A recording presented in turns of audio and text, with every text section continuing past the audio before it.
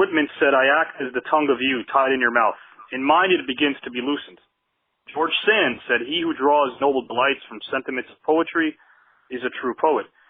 Yours truly, Avi Klein, says that the presence of a sage is invisible to the naked eye as the constant array of excessive and unrestrained gratification of one's own desires or whims is at the forefront. Self-indulgence at its worst. A child of habit, the eyes see what the ears tune out. Much like government, deterioration begins almost always by the decay of its principles. After all, if the desire to gain knowledge atrophies, then we are what evolution fears the most.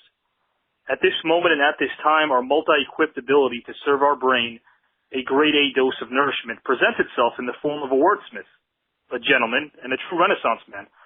He's also my guest today here on Wrestling with Anything But.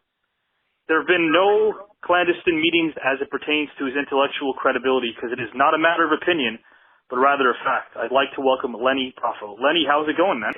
I'm doing very good, and I use my right guard. Oh, that's terrific. And speaking of which, great segue. I do want to thank Right Guard. We have a special announcement to make this Friday. It is pertaining sponsorship, and we do want to go ahead and thank Right Guard again. We have a couple of interviews lined up this week. We will delve into that after this interview. Some interesting things that took place that I want to get into right now in December of 1954. The first Hyatt Hotel opens. The second Red Scare took place in which the U.S. Senate voted to condemn Senator Joseph McCarthy for conduct that dishonor the state. The first Burger King opens in Miami, Florida. English novelist James Hilton dies at age 54. Under the radar at the time to the United States, but quite pivotal as the years went by, Laos gains full independence from France. Especially ominous is the fact that Dwight Eisenhower, president of the U.S. at the time, warns against intervention in Vietnam. And on December 28th, 1954, born into this world are not only Denzel Washington, but our current guest, Lenny Poffo. You want to know something fantastic about that? Tell me. Okay, between the two of us, Denzel Washington and myself, right, we have garnered 2 Academy Awards. Interesting. How many did Denzel garner by himself? 2. Right. Great trivia, guys. I know that's definitely something that probably stumped you until Lenny gave us a detailed answer about that. Although you were born in California, yeah, go ahead. Let me just say though, before you laugh at Lanny Poffo, I want to say that I have never been nominated for an Academy Award too, so that was the problem. And Denzel Washington never beat Hulk Hogan. There you go. He never beat Hulk Hogan? I don't think he did. I think that's the rumor going around. Wow. Yeah. Interesting. Although you were born in Calgary, Alberta, Canada, when did you move to Downers Grove, Illinois? I left Calgary 2 weeks when I was 2 weeks old. Right. And then I moved to Downers Grove, Illinois when I was in the 2nd grade, and Randy was in the 4th grade. And, I mean, did you grow up in Downers Grove? Were you there for, like, a while into your childhood, your teens, or?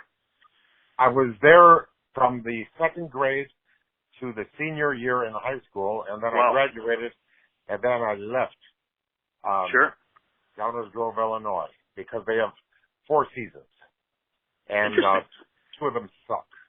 2 of them suck, 2 of them don't, I'm assuming. It was founded in 1832 by Piers Downer. Some of the people to hail from there, aside from yourself and the late, great Randy Savage, your brother, are Denise Richards, gold medalist Nancy Johnson, and former NHLer Matt Jones, and anyone else that Lanny Poffo knows as well. There's another guy that you don't know. There was Shorty Powers. He used to do the countdown for all the Apollo missions. Did you know that? No, I didn't. No. Okay, and comedian Emo Phillips. Oh, okay. Have you heard of him? I haven't, but I want anyone to Google him because if Lenny Poffo recommends him, I'm sure he's funny. Is he still around, or is he one of the old school guys who's not around anymore? He's still playing certain places, but he really made it big on Dave Letterman. And now that, you know what I mean, he's kind of peaked downward. But I would pay to see him. Very good comedian, I think. He's a little different. But go on YouTube. You can get a lot of his emo. Just so the fans listen who hear this, everyone has a different style. Is he more a shock comic? Is he an observation? Does he have observational humor, or? Well, he talks like this, and he's kind of strange. And then he might say, I don't use that 5-hour energy drink. I'm old school. I just go with the black coffee. I mean, I've tried other enemas. He's doing his material. I love it. Check it out, guys. You heard it from Lenny first. Some fun facts about Downers Grove. The Tivoli Theater, located in downtown Downers Grove, opened on Christmas Day 1928, is one of the first theaters in the country built to show talkies, which you kiddies might want to Google, movies with sound. The graduation rate from high school is a whopping 97%, and in 2013 it was named number 8 in the top 10 friendliest towns in America. But the Tivoli Theater, do you have any memories of that growing up? It's pronounced the Tivoli Theater. Tivoli. Thank you. And I saw in 1964, I believe, Computer. What year did Mary Poppins come out? I don't know.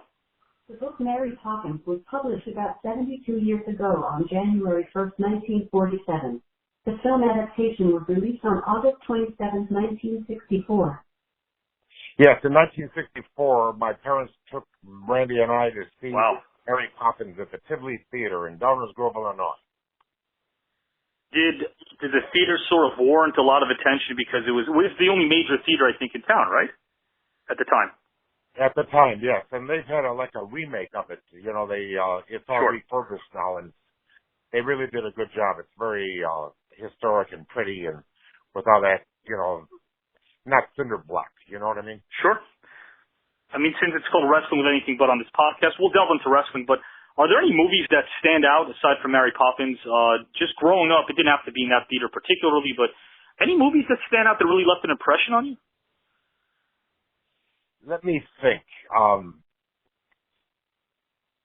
The funniest movie I've ever seen was The Three Amigos. I'm a big fan of that. Sure.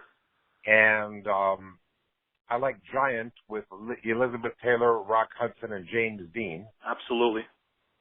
And let's see, that was, let me think.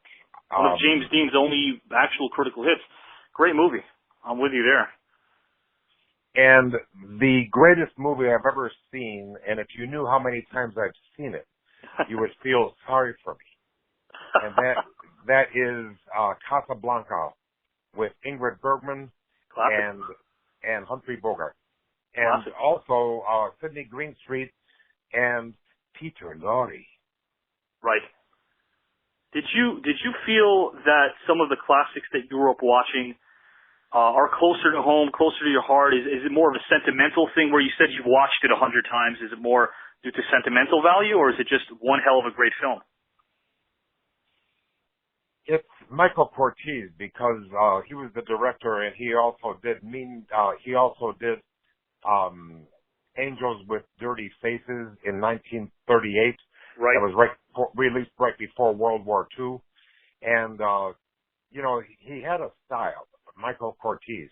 And what's really interesting is James Cagney was the star, and a lesser role went to Humphrey Bogart, but 4 years later, Humphrey Bogart became the greatest star in Hollywood because he plays the romantic lead, and they didn't want to give him that break before because he was not considered classically handsome. That's interesting, and I could see that in a sense when you look, especially movies in that era. I don't think anybody else, I guess in retrospect, could have nailed the character of Rick Blaine as well as Humphrey Bogart did. Not a fanatic as much as you are with that, but I've seen it probably a dozen times. Really good stuff. Well, believe it or not, you know who was up for the role of Rick Blaine? Who was that? Ronald Reagan. Interesting. Yeah, sure. Ronald Reagan. Yeah, he was. So growing up, it seems like you definitely have a passion for cinema. A lot of people want to lump him into that B actor group that a lot of people seem to kind of categorize actors today. Do you think Ronald Reagan was a B actor? I don't think so. I think, they say he was a B actor. You know what I mean? He made a living. And, anybody that's, he's got quite a list of accomplishments before he turned to, going the other direction. Right. So, I think he had a great career, and he avoided scandal except for the fact that he was divorced, which in those days was a tremendous scandal. And as a matter of fact, Ingrid Bergman You know what her big scandal was, right? Yes, please delve into it. Actually, I do, yeah. She had a baby that was illegitimately born with a married man, Right. Isabella Rossellini, Mm-hmm. who I think is the same age as me. Yep. And Star of the movie Blue Velvet. Great movie, by the way. But yeah. yeah, and Lancome commercials. Sure. And but anyway, in those days you couldn't have a child out of wedlock with a married man, but nowadays everybody does. Sure. Absolutely. Back then it was scandalous. It was quite scandalous. But even then the PR machine was working really well. Obviously with Rock Hudson, he was told by studio execs at the time that he needed to marry a woman because he was homosexual, and he was one of the first people that actually originally wanted to come out, but it was taboo back then, so he was told to live a double life. That's true. It's very interesting. Regarding just more talking about Downers Grove, we like to sort of dissect topics here and ad nauseum sometimes, but a lot of people claim, I mean, you were there. Obviously, people still say in 2013, Downers Grove was named 8 in the top 10 friendliest towns in America. Do you feel growing up back then that that's an accurate claim? Are we allowed to use bad words here? Yes, sure. Okay, I was going to make a joke about, there are a bunch of 30,000 a-holes, but I'm not going to say it. Okay. No. Jim's giving me the thumbs up. Yeah, it's okay. Sure. Yeah. Okay, I was riding through a West Texas town. Right. I think I can't remember the name of the town, but it says something like, let's say it's Abilene. Okay, it sounds beautiful sounding name. Abilene, home of 30,000 friendly people and a few soreheads. I thought it was. But there's a town in New York called Pleasantville. I think that should be a very friendly town, wouldn't it? Is it one of those things where you just found that, and you've traveled the world, I mean, you found, looking back, when you're looking at Downers Grove in particular, was it one of those towns where everyone was in everybody's business, or everybody knew everything about each other? It was intrusive. Was it intrusive, you think? I thought that it may be because everybody in the town took Downers. Oh, okay. Sure, that could do it. No, it's a nice place. I mean, the only reason I wouldn't want to live there is the taxes are high, and also it's got 4 seasons. And I live in Florida, where we have kind of like 2.5 seasons. A broad question, get ready for it, but are you a sentimental person? Sometimes, yes. Yeah, a nostalgic when it comes to your childhood, or is it a lot of people, I myself actually blocked out a big portion of my childhood for several reasons, but are you nostalgic when it comes to your childhood? Did you enjoy your childhood growing up? Well, my pillow knows the truth, but yeah. Memories of frequenting, I don't know if you did or didn't, I'll just ask if you did, but did you frequent the Last Word restaurant, which was known for its fried chicken in Downers Grove? No, Round the Clock was a famous restaurant. Right. The Last Word, I don't remember that place. But I remember Arlie's was the epitome of fine dining. Sure. And let me think. That's about my 5th grade teacher. I dedicated my first book to her because she was the one that said, "Lanny, the paper you wrote was just wonderful. I think you could be a writer." And I went, "But the baby, you ain't seen nothing yet." That's an amazing story. I remember you actually mentioned that to me once, and I love that. When you grew up, were you were you creating riffraff? Were you sort of quiet and onto your own? What kind of kid were you? I was a strange boy, as you can imagine. I was like, nothing wrong with that. I was like a gregarious hermit. Right. I'm very sociable, but I also like my alone time. Sure. And I am a one-time loser as far as divorce. I was married once, divorced once, and I am now an abuelo. ¿Habla español? Yes, sí. Okay, what did I say? Yo soy un abuelo. For our Spanish listeners, We have a CC feature on YouTube for our non-Spanish listeners, I should say. And I got you beat, by the way, 2-time for me, just so you know, just on the record. Well, guess what? I just found out I'm a 2-time abuelo. In December, my second nieto will Congratulations. be born. Congratulations. Nice. It might not be a nieto, it might be a nieta, but still, you'll be abuelo twice over. Nice. Abuelo número 2. Nice. 2-time grandfather. Growing up, is it suffice to say that baseball played a huge role in your life growing up? You can suffice, yes. Unfortunately, I wasn't good enough to even dream about it. Right. But my brother was good enough to dream about it. He even got signed by the St. Louis Cardinals in 1971, and then they continued breaking his heart for 4 more years. And much respect and honor to your brother. I do want to delve into some stuff regarding yourself. It doesn't just have to be sibling, but was there a lot of your friends growing up? Is it safe to say that a lot of the people you hung around, was there this rivalry? Was there this huge attention that was spent on improving yourself as a baseball player? Or was it just kind of like one of those things you grew up with, like a lot of kids in Middle America, just to pass the time? Oh, no. My father and my mother both were very, very strict, and they, we were expected to do our best and forget the rest. Right. So, my dad was like a drill instructor personality. Sure. But the thing is, too, he also walked the walk as well as talked the talk.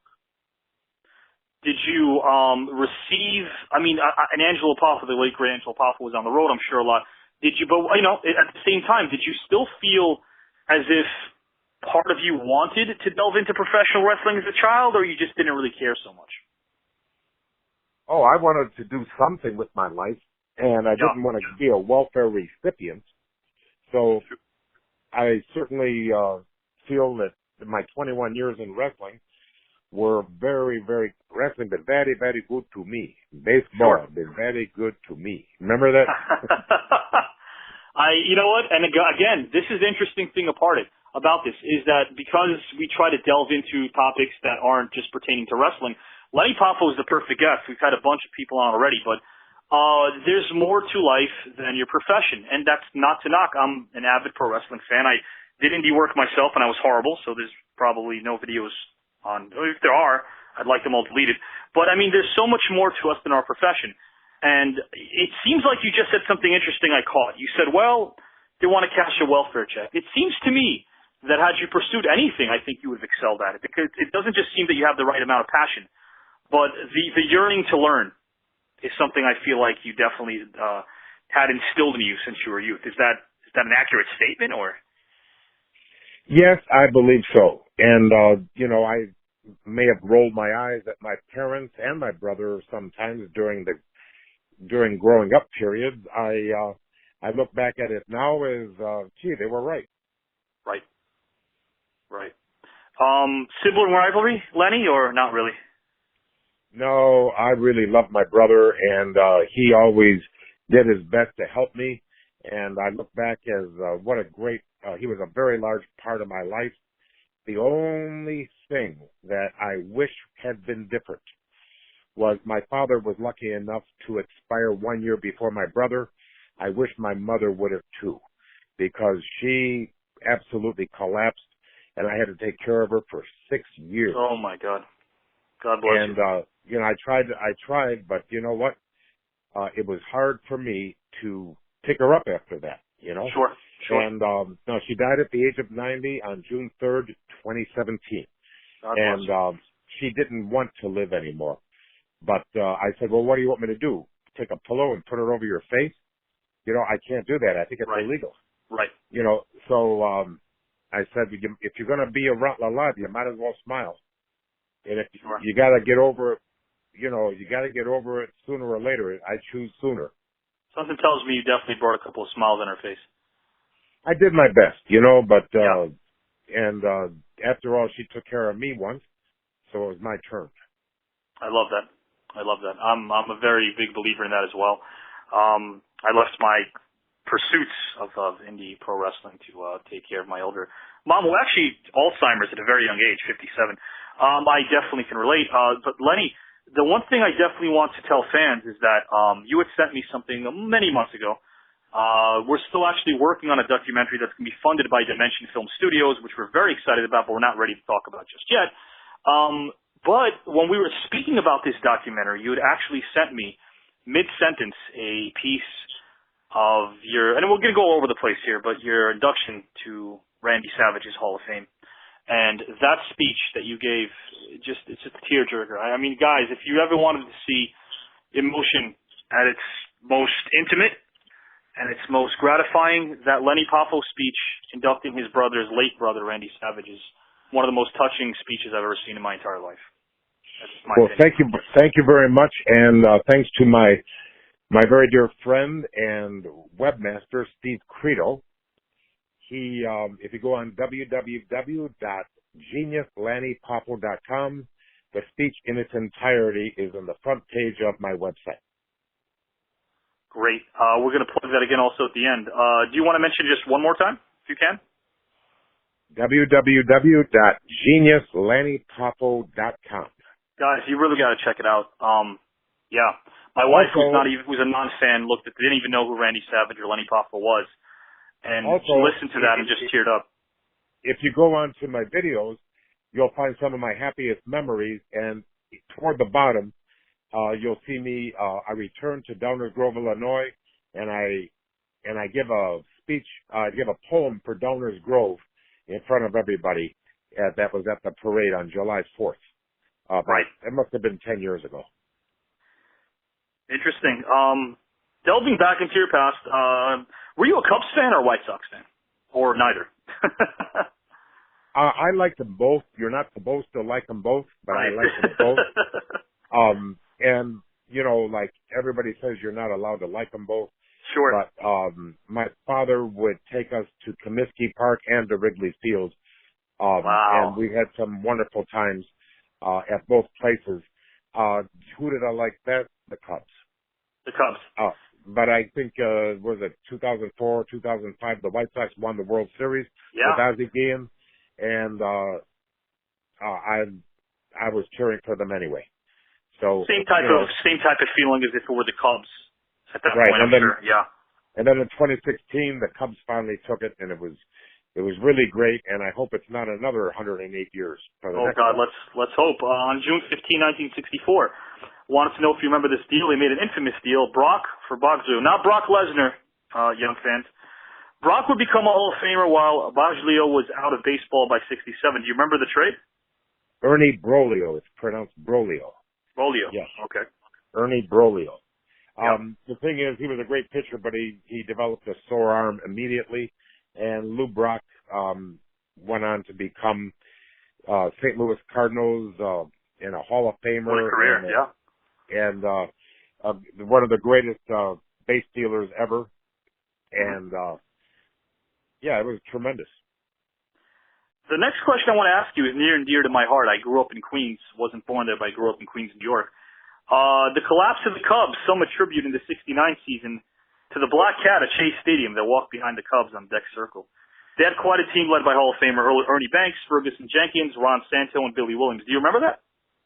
I definitely do, and I remember those New York Mets, the Miracle Mets. They took it away from the Cubbies.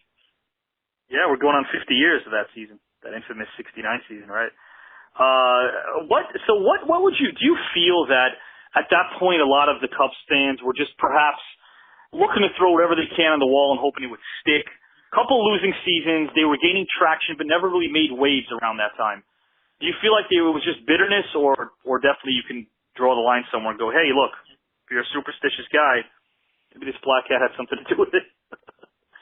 Okay, I would like to say that I blame Leo DeRocher for the collapse of the Cubs because during the dog days of summer, you got to give your players a little bit of a rest. Sure. And what he would do was he would play everybody 9 innings every day. Well, baseball will beat the hell out of you. Sure. And you've got to rest your players. So I agree with that. So what he did was he just ran his players into the ground, and they were too tired to win anymore. So you felt like it was a case of low morale, maybe at that point. Yeah, you got to give the bench a little chance to play, and Sure. you strategically do it. I mean, don't bench everybody at once, but like make it a revolving thing. Everybody's got to get a day off. Absolutely. So that was probably a major plus. Another reason that Tom Seaver, he's pretty good, Right. and Absolutely. They had a Don Clendenin. I mean, the Mets had a hell of a team. So sometimes you got to tip your head off to the other guys. Were you a vocal fan, Lenny, growing up? Obviously you were a passionate fan, but some people process it differently in terms of wins and losses. Were you a vocal fan? Well, I never really. When my dad would take me to the game, I never actually raised my voice. Right. I just tried to, watch it, learn it, but I wouldn't cheer for anybody. Sure. Last question regarding baseball before we delve into some other topics. Do you feel that the game, and again, this is such a question to ask people everyone protects their own era or their own generation, but did you enjoy the game back then more than you do today? What, the baseball game? Yes, in general. Well, I would say I like it better now because if you miss anything, you just go on ESPN and they give you all the highlights. That's a good or point. if you want to see a game, I've got MLB.com. I can watch any game I want to watch off season. Absolutely. Out-of-market games. Like, for example, I might follow a certain pitcher or a certain player. Right. Mike Trout comes to mind as who wouldn't want to see him? Absolutely. So if I happen to be up late, in a 3-hour time difference, I would watch the Angels. Sure. Absolutely. No, it's a good point. When you look at the markets, so many out-of-market games. I'm a very big basketball fan. And a lot of times, up until 97, 98, we couldn't watch a lot of out-of-market teams. And I love being able to sort of watch games that I'm not so much invested in as a fan because it's easier for me to take in if I don't have any kind of interest in a team winning or losing a particular game. I agree with you.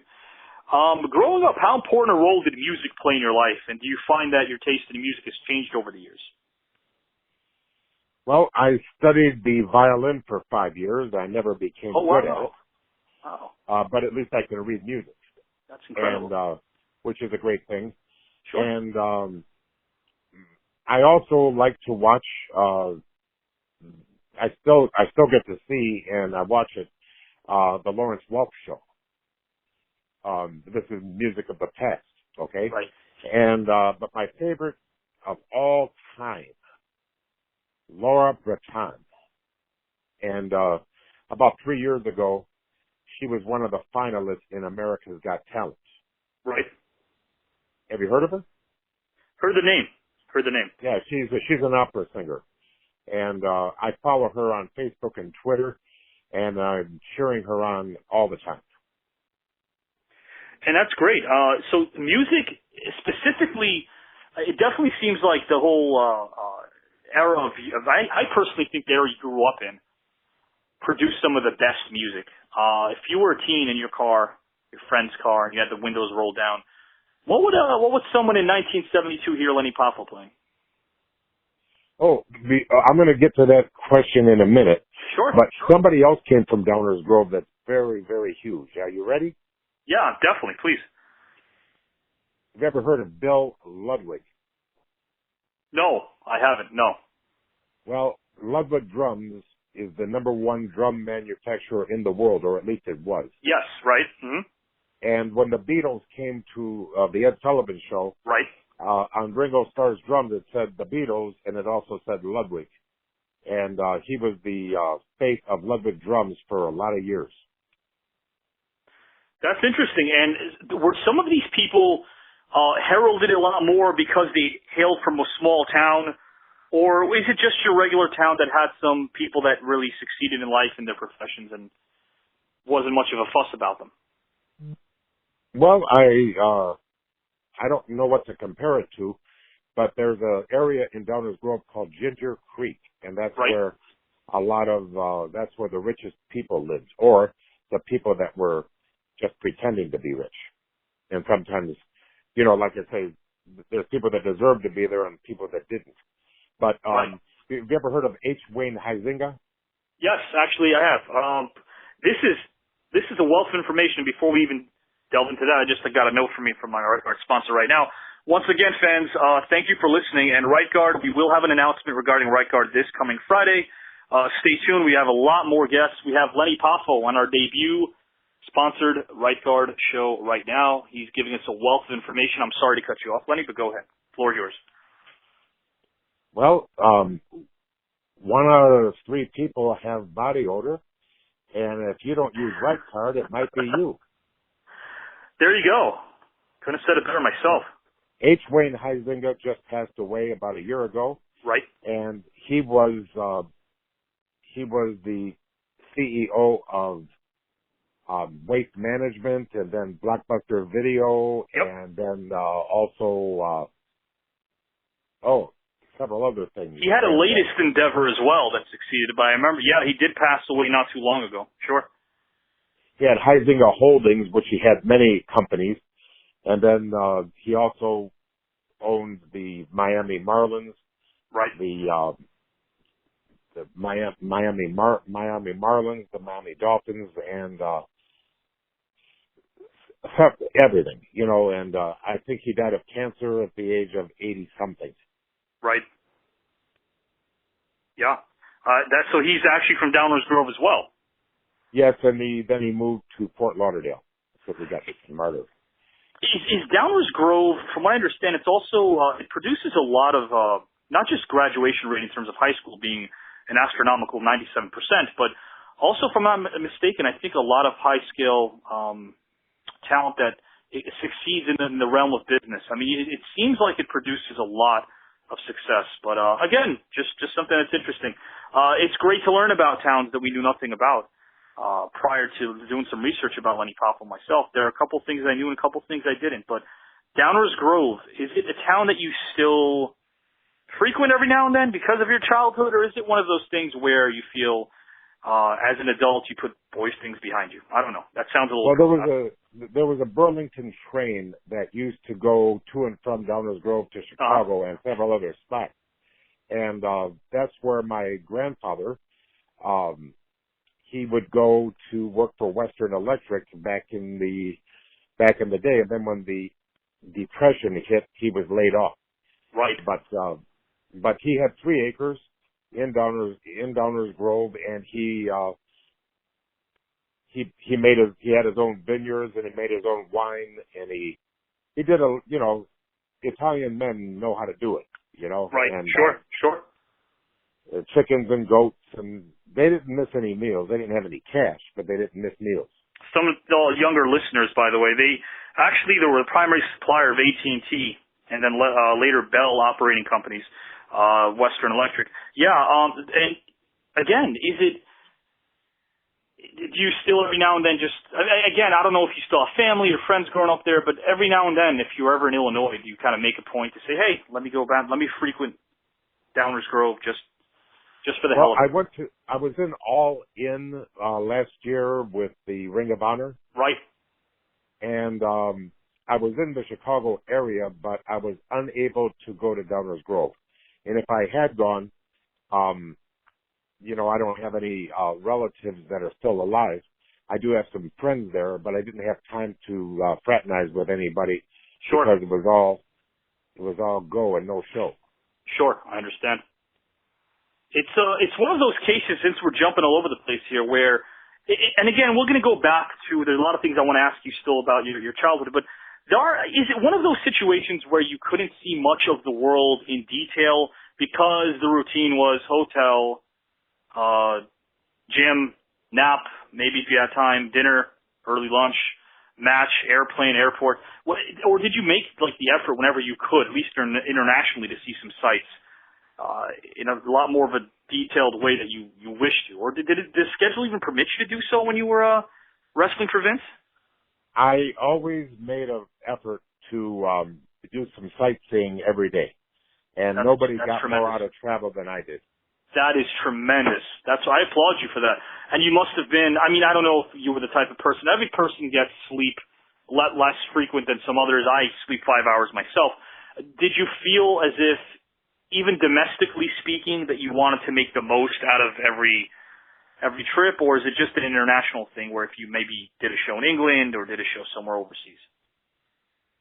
No, you don't have to go to England to admire the scenery and the history of the town. So I love that. I don't care if it was Omaha. I don't care if it was Boise. I love You know, there's a lot to offer everywhere you go. I told my students, Duluth, Minnesota. I probably spent more time in Duluth, Minnesota, just going around the town and learning more about it, because there's a passion to know where you are at that moment, especially. And if you have the opportunity to do so, why not make the best of it? And you know what's fascinating about Duluth? They've got covered sidewalks. Yes, they do. Yes, they do. Guys, Lenny's been everywhere. But I have to go back. I'm a very stubborn interviewer. Lenny Poffo, 1972. What are you playing in your car? What are you jamming to? 1972. Well, in 1970, there was a big hit that I really liked. It was the first time I had ever heard Elton John play your song. It's a little bit funny, this feeling inside. Oh, yeah, I love that. Love it. Films that you grew up watching, you mentioned a few of them, but TV shows and cartoons were a big part of that era as well. Were you a cartoon guy, Lenny Poffo, growing up, or not so much? I like Looney Tunes. I like Pepe Le Pew, which is no longer acceptable in the Me Too era. He's not acceptable. I think we've seen the last of him, Lenny. Yeah, because he's a bit of a rapist. And, she is only shy. So, come here, my little Swedish meatball. I have to ask you. You don't have to answer this. This PC era, has it gone too far in your opinion, or is it what the world needed? Just your opinion. Oh, I think it's gone too far. Yeah, I agree. Yeah, they're taking away your First Amendment rights when they start doing that. I absolutely agree. So there's a thin line between censorship and provoking thought in terms of what's acceptable, what's not. Yeah, they crossed that line many years ago. Many years ago, yeah. Mm-hmm. TV shows growing up. Anything that struck your fancy back then? I like the Dean Martin Show. 9 years of NBC. That you got to be very popular to last 9 years on NBC. This isn't a knock on Dean Martin, Thursday. But he seemed a little bit inebriated during that show, which is fine. It came across well. I remember watching it myself. It might have been just an act, you know. Everybody loves somebody. Yeah. The whole drink in his hand almost seemed like it was part of. You know what it is though? Dean Martin, for what people say he lacked as an actor, I disagree. By the way, Rio Bravo, I thought he was tremendous in Rio Bravo, but Dean Martin was just a very charismatic guy who seemed like he just enjoyed everyone's company. He related to so many different people. That's probably why the variety show did so well, I think. That's right. Plus, when Jerry Lewis got out of there, you know, he was all Jerry. But on the Dean Martin show, he let his guests do a lot of it. So yes, that's true. Where Jerry was trying to be the man all the time, and he would wear me out. Yeah, big feud they had when they broke up. Sure, you're right. Absolutely. Jerry Lewis, who just recently passed away a couple of years ago as well. He actually, I think, lived up until the ripe age of 90 or 91. As it pertains to pro wrestling, who were some of the guys that would frequent your home, if any, when your late father Angelo would be off on the road? Did he have any close friends in the business who were around? I remember Paul Christie would come over, Louis Martinez. Right. I remember Bobby Manigault. Right. Came to the house, go swimming. We had a lot of, but my favorite among them was Paul Christie, and he's still alive today. I still contact him. He had a birthday about a week ago. Anyway, we had a home with a pool. I think that's a little, looking back, it was a little crazy because summertime only lasted 2 months. Oh, wow. You know, it's an outdoor pool. So, sure. That's not a lot of season for swimming. Paul Christie, in case fans want to research about, there's some stuff you can research about him. Carl von Stroheim, there's a match that I've seen him work with him. He did a couple of intergender matches with Bunny Love against Tina Carr and Spike Huber for the WWA. Did you find that your father, Angelo Poffo, did he command respect? He seemed like the type of guy that commanded respect. Maybe by giving it, of course, I'm sure, but. He was not to be sneered at. Sure. You know, he held himself with some dignity. I never really thought about it, though, you know. A lot of laughs at the Poffo household when he was around? A lot of what? Laughs, humor, jokes. Oh, yeah. Jovial times. We had a lot of fun. Randy was quite the cut up, you know, and kept me laughing constantly. And my dad was funny sometimes, you know. And right. But, you know, you got to get your fun out of life. Did Angelo, my father was this way, he wasn't born in this country. Did Angelo give you one of those, did he have one of those senses of humor where you could laugh, but you kind of knew really quickly when to stop laughing because things would get serious? Like, my dad had a limit of, like, when he'd give us or show us his humor. I'd almost call it like it was on 30-second tape delay. We'd get a little bit of it, and then he'd have to stop, and he felt like maybe he gave us a bit too much, and he'd stop for another couple hours. It was never constant. And I think that's what I loved about him, is that looking back, he was a father. He wasn't a friend. Wasn't my best friend. He was a father. Which is what I... You know, my dad, we had a good time. You know, he entertained a lot. Yes. You know, we had a lot of people over at the house all the time. Right. Which I found sometimes annoying. You know, sometimes I say, oh, please, not again. You know, these people don't even like us. They just want to go swimming. Even back then, huh? You know, you have some of that cynical New Yorker in you, it seems. I have that myself. But, yeah, how many New Yorkers does it take to change a light bulb? I guess you're going to tell us, Lenny, how many? None of your freaking business. Actually, never heard that one. I haven't heard that one. At what age would you say, and again, I don't know if this is something that happened, but or even prior to this question, did Angelo prefer steering you clear from the industry, yourself and Randy, or not so much? No, he wasn't one of those wrestlers that didn't want us to wrestle. He thought it was a great life, and he encouraged us to be all we could be. Did he ever smarten you up in the business prior to ICW, or was it during, like, right before or during that time? No, I was smartened up when I was 10 years old. That's incredible. Okay. Follow-up question to that, and this is, I don't have a format to these questions, believe it or not, just some of the stuff later on that we're going to do, but is that something that happened, was it happenstance? Did your dad just tell you at age 10, hey, look, I'm going to give you, just so you're on the up and up about this pro wrestling thing, how did that come about? Well, I could just tell by looking at the wrestling that it wasn't real. I see. Wow. You know, I was like, you can't pull the wool over my eyes. Sure. You know. Sure. The only guy that I couldn't figure out was Johnny Valentine. All his stuff looked real. And wow. But he was just better at it. That's terrific. Well, I mean, back then, is it safe to say that even some of the wives weren't smartened up? Not in your case or in your family, but certainly from stories you've heard or maybe things you've experienced or seen? Yeah, a lot of times the wives weren't smartened up, but if they didn't know, they must be really dumb. If you've seen even one match you don't know. Lenny, please tell us how you really feel. Yeah, that's right.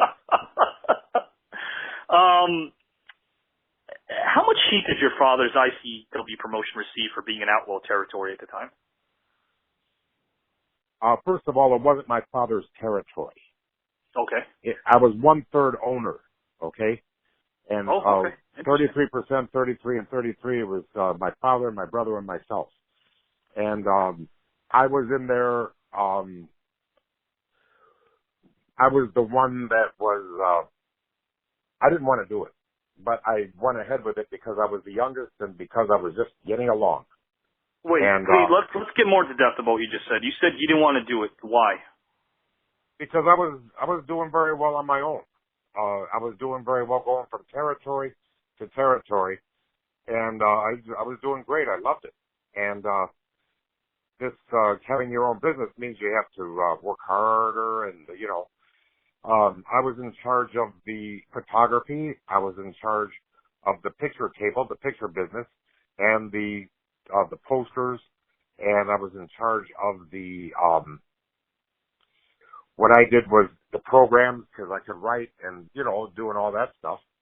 I found a lithograph company that for 60, we would sell a picture for $1, and it would cost us 6 cents to produce. So for $60, we get 1,000 pictures. Right. So that was pretty good.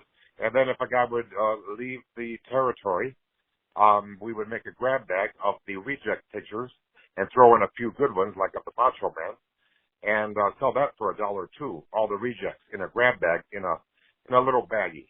Right. So we would keep it all. We always did well in the picture business, and I guess that gave me a good experience. But outside of that, no, I never wanted to do it. And how much heat did you get for being an outlaw? I don't know, because I never felt any heat because, I was out of the business then. You guys heard it from Lenny here first.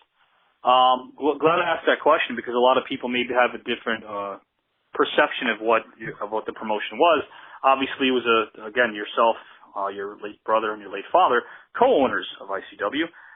Interesting that you shed some light about that. Do you feel like Emile Dupree's promotion in the Maritimes was it a territory that helped gain exposure with ICW? I mean, I don't know necessarily if exposure is the right word. But did it help that there was a bit of an alliance with Dupree's promotion? We were there before we started our own promotion. We were there before. Right. That was the summer of 1978. We didn't start our own promotion until the springtime of 1979. Got it. Once you actually officially, even though again you were a little bit reluctant to delve in, once you did your perception change? Did your mood overall change? Were you more passionate? Oh, I don't remember. I guess I was, I just did my job so I wouldn't be yelled at, Right. And that was enough to motivate me to, do my best. But the work was crazy hard. And in 1985, when we went to WWE, I was relieved because that's when we closed up the shop. And I sure enjoyed never doing that again. Right. What are your recollections of Joe Bannock? He never existed. Can you shed some more light? Yes. We just went ahead and who did you beat? Who did you win the title from? Oh, Joe Bannock. Who's that? He doesn't exist. Glad you told the story, Lenny. I had heard the same, but I wanted you to explain this. Through the rumorville, people debate back and forth whether or not Joe Bannock existed. Okay, well, Pat Patterson was the first Intercontinental Champion, and he won the title in a tournament in Rio de Janeiro, and the tournament never existed. Yeah, like I'm a 95-year-old black woman. Did you enjoy your run with George Weigengorf as tag champs in ICW? I certainly did, and he's a fantastic guy, and we're still friends today. Terrific. And he's one of the few people that really had a good life after wrestling. I'm another one of the few people. But he does very well in the canteen business. You put $1 in the machine and you get snack food. He's got snack food all over the place, and he's making a lot of money. He's doing great. Good for him. Did you travel with him at the time? Oh yes. Were the road? I mean, people always talk about road stories. Were the road stories a bit different for you because, again, co-owner? You weren't the promoter's son. You were the co-owner. Were you not allowed so much to maybe delve yourself into some of the riffraff or immerse yourself in some of the riffraff, or did it not really matter at that point? Okay, well, since I was a babyface and they were both heels, they weren't in my locker room. Okay, so if I wanted to have fun in the locker room, nobody would stop me. Right. I don't know what was going on in their locker room, but I was having fun in mine. Right. That's great. Was the atmosphere jovial in terms of the atmosphere in the locker room in ICW? For the most part. It was more jovial. I hear stories like in Bayamon, Puerto Rico, when, something really bad happened there. Yeah, compared to that, we were very jovial. But there was, why don't you tell them what happened? Well, I mean, are you referring to the whole Brody incident in 88? Yeah, that's a bad incident. Of course. Mine was more affable. Our dressing rooms were fun. This business of bringing a knife to the locker room and carving a guy up and leaving him to die and getting away with it, that's something that I don't condone. Well, I mean, you're comparing chicken shit and chicken salad over here, of course. That's true. That's the other side of the extreme in terms of what occurred over there, of course. The opposite end of the continuum, yes.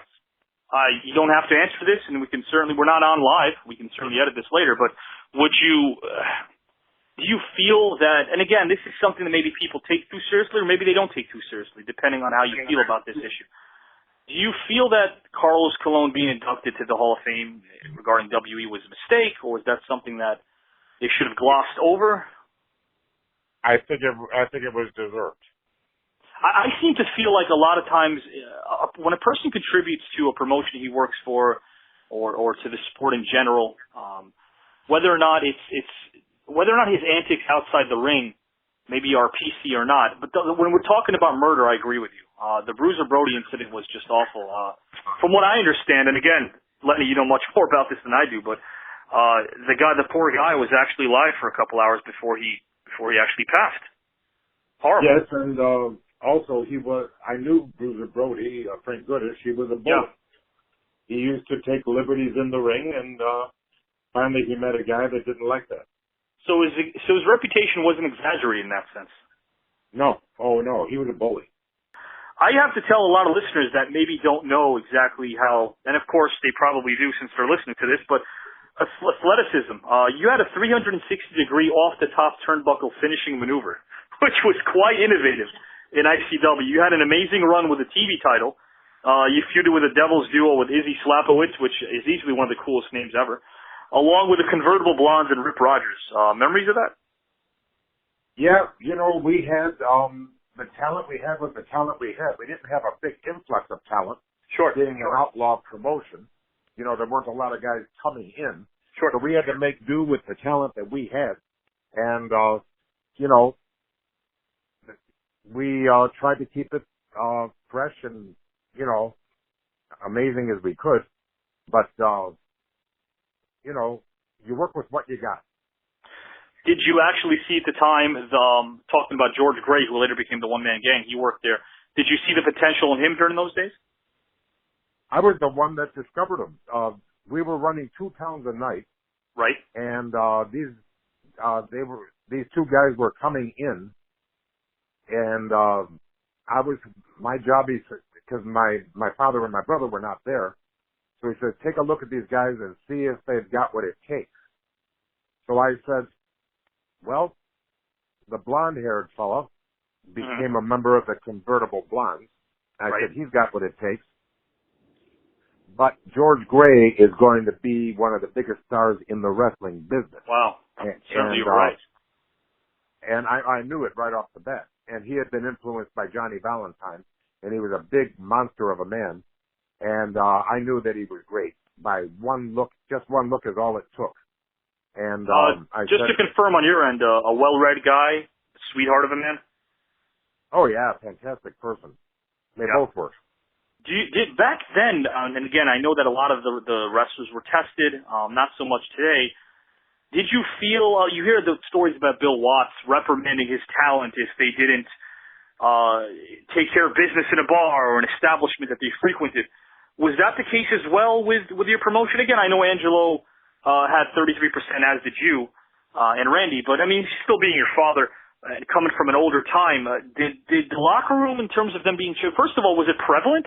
Did a lot of the talent get challenged outside of the arena? We didn't have a rule like that, and we were encouraged not to get in skirmishes for legal. But Bill Watts is definitely of that. He's fired. If you lose a fight, you're fired. Lenny, Poffo, either or. It's sort of an attempt at levity here, just to move on and transition away from pro wrestling. Jay Leno or David Letterman? I like David Letterman better until he got political. Then I found him quite boring. Gotcha. Bugs Bunny or Daffy Duck? Bugs Bunny. Al Bundy or Norm from Cheers? George Wendt. Norm, because I met Norm, and that makes it all more fun. Terrific. Gatorade or Powerade? Neither. Michael Jordan or Julius Erving? And I say neither because a kale smoothie is better than both. Michael Jordan or Julius Erving? I'm going to say Mike. I want to be like Mike. In the looks department, Halle Berry or Angelina Jolie? Well, back then, I'd have to say Angelina Jolie. Now, I think they're both a little past their sell-by date. Sure, I agree. Godzilla or King Kong? King Kong. Bowling or darts? Bowling. Barry Bonds or Wade Boggs? Wade Boggs is a nicer person, but Barry Bonds is the better player. Sure. Cujo the dog or Beethoven the dog? Beethoven. Creedence Clearwater Revival or Jefferson Airplane? Creedence. Listening to 8.5 hours of Henry Kissinger doing stand-up comedy or eating 4 Whoppers in a row before an Iron Man match? Henry Kissinger. Classic guitar or electric guitar? Classic. UFC or boxing? Boxing. Mike Tyson or Muhammad Ali? Muhammad Ali. These are landslides, I'm assuming, correct? Oh, yeah. Chuck Norris or Bruce Lee? Bruce Lee. Rambo or Rocky? Rocky. Richard Pryor or Lenny Bruce? Richard Pryor. I feel like I'm going to get a neither over here, but McDonald's or Burger King? Neither. Yeah. Walt Whitman or Robert Frost? Robert Frost. Steak or salad? Salad. Lyndon B. Johnson or Gerald Ford? Oh, my God. That was definitely not Lyndon Johnson. Damn if you do, damn if you don't? Yeah. Ford. When you say definitely not Lyndon B. Johnson, I'm assuming, you know, it's interesting, and we'll wrap this up soon, but I have to say that I feel like if it wasn't for his foreign policy, domestically speaking, I think he would definitely get a lot more leeway. Okay. I think he murdered JFK. Right. And I think he exasperated the war in Vietnam. Absolutely. That's without a doubt. And I think his war on poverty did nothing but cause the war on poverty. Sure. Advancements in Medicare, Medicaid, pushing the civil rights movement forward. But again, I think that at the time, whoever would have replaced John F. Kennedy, and obviously it was his vice president, Lyndon B. Johnson, the civil rights movement would probably move forward anyway. But domestically speaking, I still feel like Vietnam overshadowed any accomplishment that he made during his. My two most hated presidents of the entire 45, and when I say that, you can say Washington, Adams, Jefferson, Madison, Monroe, John Quincy Adams, Jackson, Van Buren, Harrison, Tyler, Polk, Taylor, Fillmore, Pierce, Buchanan, Lincoln, Johnson, Grant, Hayes, Garfield, Arthur, Cleveland, Harrison, Cleveland, McKinley, Roosevelt, Taft, Wilson, Harding, Coolidge, Hoover, Roosevelt, Truman, Eisenhower, Kennedy, Johnson, Nixon, Ford, Carter, Reagan, Bush, Clinton, George W. Bush, Obama, Trump. The worst presidents in my life were Lyndon Johnson and Richard Nixon because they have more blood on their hands from Vietnam. Go to hell, both of them. I'm just quitting my job. How the hell can I even argue with someone who can recite all the presidents in 2.7 seconds? I would have done it. I'd have done it faster, but. No, I think you did it fast enough. but I mean Johnson and Nixon, and then Nixon, and then how did he end the war? He just left. You know what I mean? It's like because of the Watergate thing, and he just. Absolutely. During that particular time, there were no leaders. Lyndon Johnson did not want to go and run for a second office. He pulled out last minute.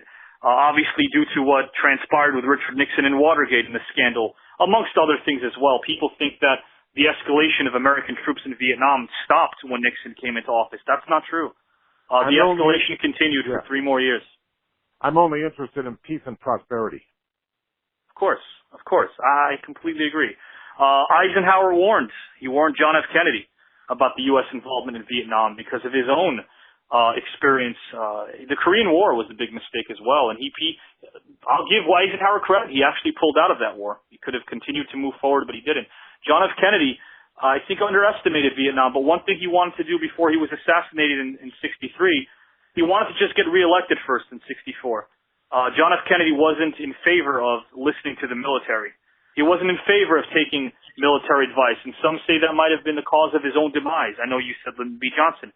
Had he stayed another term, had he lived to serve another term in 64, the U.S. involvement in Vietnam definitely would have reached the drastic numbers and measures that it did once Lyndon B. Johnson took office. I agree with you 100%. Lyndon B. Johnson definitely catered to the military a lot more than JFK. It was night and day. I completely agree with you. Do you think he killed Kennedy? I don't. Well, he had the most to gain. He had the most to gain. I feel like the CIA killed John F. Kennedy. History is just a real passion of mine. It's something that I love, but I love speaking to someone as knowledgeable and passionate about this as you, because I love hearing someone else's take, and I know you don't have a lot of time, but I just have to. I feel like it will be a lost opportunity if I ask you. Do you feel like just because he had a lot to gain, that was his motivation for being involved in the murder of John F. Kennedy? I saw the film JFK, and that's what first introduced the idea that Johnson might have had something to do with it. Right. And there's a lot of conspiracy theories, but you got to ask yourself. See, the thing is, the CIA might have done it, and also, I've heard that theory too. Also, the mafia. Right. Because sure. the mafia helped get him elected, and then certainly didn't help matters after he was elected regarding. And then Bobby Kennedy also got killed, so it might have been both of them. That's right. So the thing is, we'll never know. But I've been to the Dealey Plaza, and I've looked around, and I definitely think where the second exit marks the spot, and having looked at the Zapruder film about 1 million times. Sure. I think that the final shot came from the grassy knoll, and the first shot came from the theories about the babushka lady as well.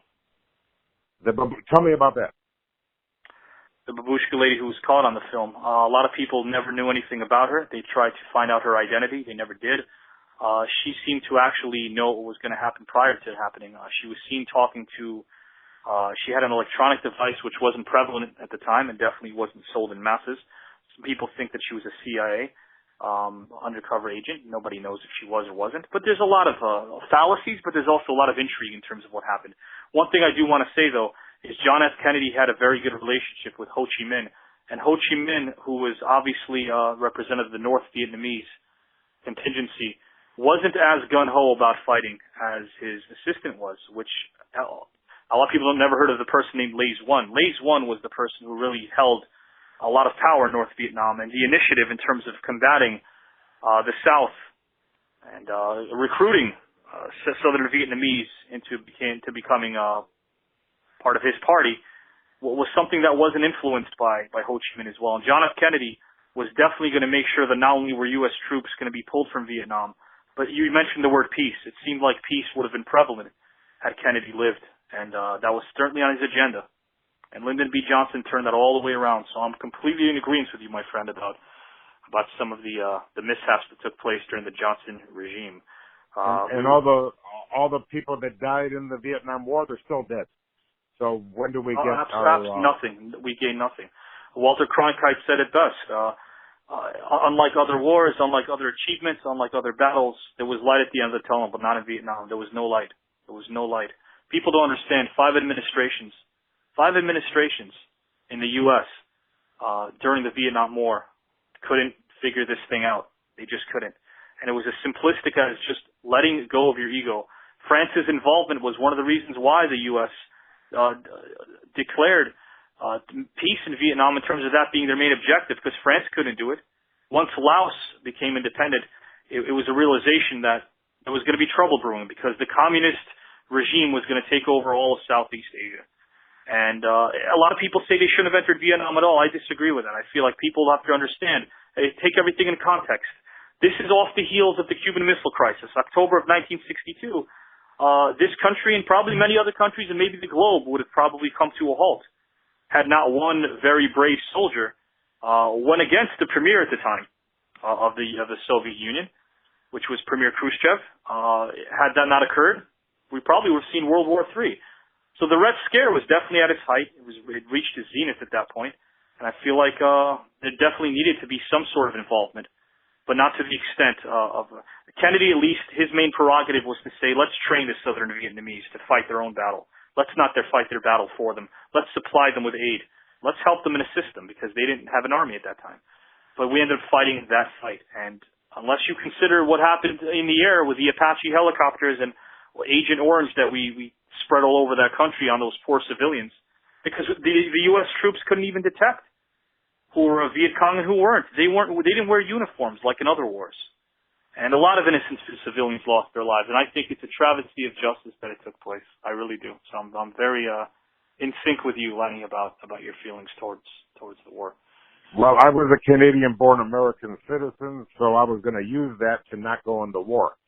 And but I feel terrible for all the people that have just followed orders. And sure, sometimes the people giving orders aren't the nicest people in the world. But I just wanted to say that did you know about the movie 350 Days? Yes. 350 Days, I want to mention it, and then I'd like you to close it out with 350 Days. It's a great documentary that's coming out. I know a lot of people have been asking about it. You can pre-order it now, and on April 2nd it comes out, I believe, on iTunes, and there's more information that Lenny can provide, and I think you'll do so right now.